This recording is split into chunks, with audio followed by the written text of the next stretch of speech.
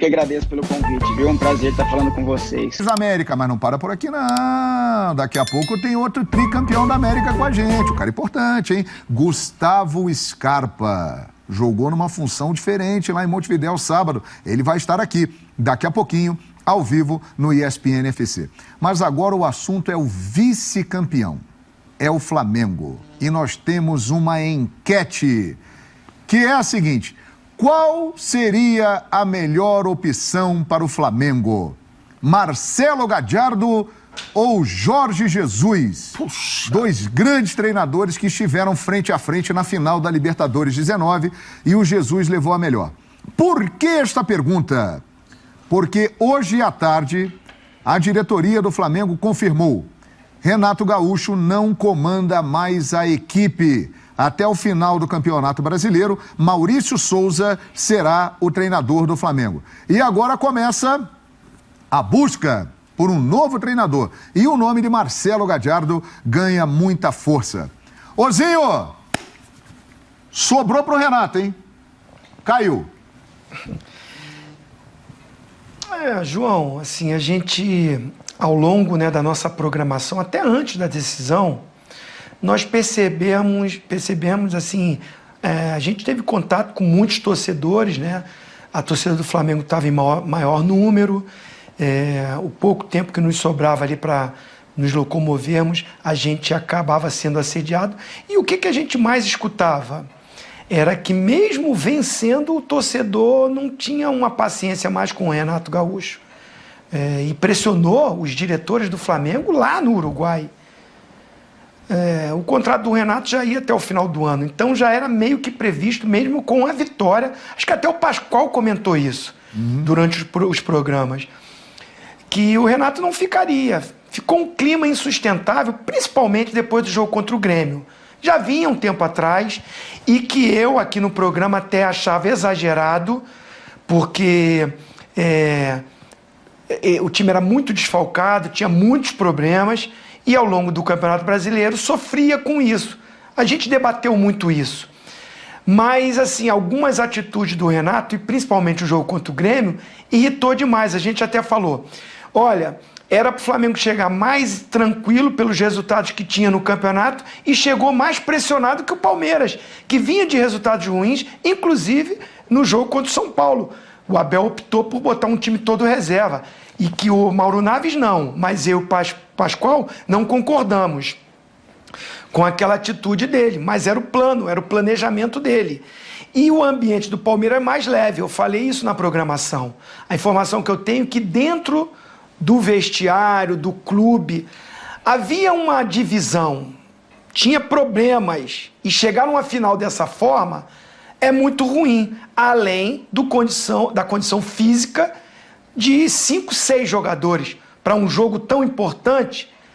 Isso custa um preço. Poderia na bola do Michael definir? Sim, o Flamengo teve chances. Mas quando o ambiente não é bom, o João, Mauro Naves e Pascoal, estou me estendendo porque eu joguei muitas finais. Quando o ambiente não está bom, quando o clima está pesado, a bola não entra. A chance aparece e você não faz o gol. E quando, de um outro lado, pelo contrário, você até pode ter um time tecnicamente inferior, mas o ambiente é bom, a concentração. O Veiga acabou de falar, o treinador tem um planejamento, chama os jogadores e pede para que os jogadores cumpram. E foi nítido a gente ver no jogo, os jogadores em volta do Abel, acreditando no que o treinador fala. E do lado do Flamengo, os jogadores se reunindo às vezes até de canto sem o treinador. O ambiente ficou pesado para o Renato e perde. Numa falha individual, sim. Não foi o Renato que estava no campo na hora que o Andrés Pereira perde a bola. Mas ele é o comandante. Inclusive, ele assume, né? Ele blinda o jogador. Bom ele fazer isso. Mas eu não sei se todos os jogadores estavam com o Renato, que é o forte dele. A liderança de vestiário, a gestão de grupo. Não, pelas informações que eu tenho, é que ele não tinha isso. Inclusive, foi já noticiado. No jogo contra o Grêmio, ele não foi dar treino para o time titular. E isso gerou um clima ruim. Os jogadores não gostaram, contestaram isso, reclamaram disso. Já que estava poupando, era para treinar esse time. E ele não foi treinar esse time.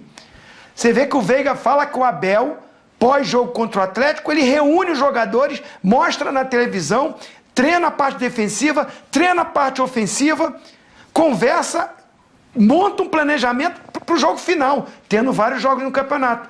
Aí o treinador, que é meu amigo, que eu adoro, é uma pessoa sensacional, o Renato, é um baita de um treinador aí, tem títulos, tem currículo, inclusive no duelo da ESPN, eu até votei nele pelo currículo, mas deixou a desejar num planejamento, perdeu essa liderança, perde uma final, o torcedor sem a paciência, acaba que já era uma coisa marcada. A diretoria ficou insustentável, mesmo porque o jogo é terça-feira contra o Ceará. Você imagina, 40 mil torcedores, ia ser vai o tempo todo para o Renato. Aí a diretoria, para amenizar, tira esse peso, atende o torcedor que está todo mundo pedindo a cabeça do Renato. Infelizmente é assim a cultura, mas o próprio Renato percebeu que não tinha mais clima para ele. E já partir para um planejamento, João, para 2022. Né? E aí sim, entre esses nomes. Acho que o Jorge Jesus é mais difícil, né? Porque o contrato dele acaba no meio do ano. Sim, sim. Não sei se ele sairia, abandonaria o Benfica como ele abandonou o Flamengo.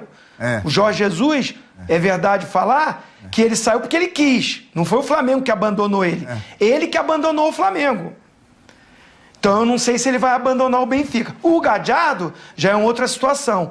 Mas tem a competição. O próprio River e a própria seleção do Uruguai. Muito bem. É o seguinte, nós vamos daqui a pouco no programa voltar a falar do assunto Flamengo, o futuro do Flamengo.